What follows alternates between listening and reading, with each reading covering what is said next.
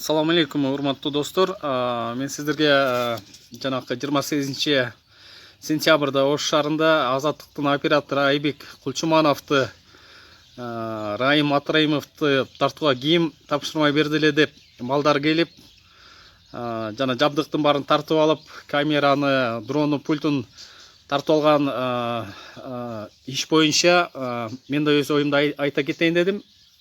Бул өтө терс көрүнүш да. Журналисттер деген 4-чү бийлик деп коет. Себеби деген журналисттер бардыгын биз маалыматты кайдан алабыз? Биз маалыматты именно журналисттерден алабыз.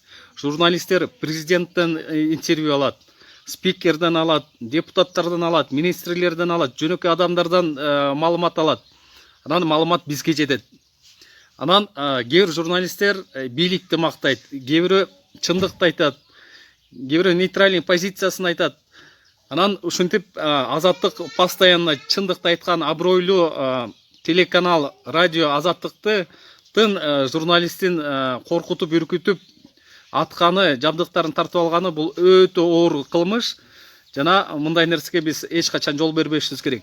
Андыктан келгиле бардык Facebook колдонуучулар, блогерлер, журналисттер бири-бирибизди колдоп турбасак, бизди бирден сындырып коет.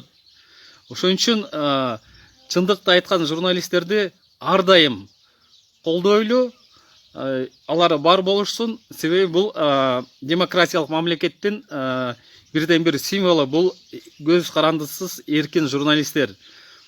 Ошондуктан келгиле баарыбыз ушу баарыңар видео тартып, тартпасаңар тарткандарды бөлүшүп, ушинтип Малаховду талагандай талайлы, талап кылалы. Жанакы журналисттерди коркуткан, үркүткөн эмелер сөз мыйзам чегинде жоопко тартылыш керек. Ошондуктан да бир жолу кайрылам, бул уже бийлик эмес, жана коррупционер Матраимовдун иниси, аким, жанакы ким эле, Кара Суу районунун акими Тилекбек Матраимов жабдыктарды берет деп, берки журналист чалса, берет деп айтып атканы бул уже далил. Ал аким кайдан билет андай случай болгонун? Эмчини берет дейт? Ал эмне сот же тергөө иши боло элек деле уже берет. Башкача айтканда кечирип койгула, жабдыктарды берет деп журналист чалганда ошону жооп бергендиги бул уже далил. Анын жигиттери кылганы бул уже далил. Ошон үчүн келгиле жоопко тартылсын, ошону талап кылалы. Бардыгыңыздарга рахмат. Кайдыгер карабайлы, ынтымактуу бололу.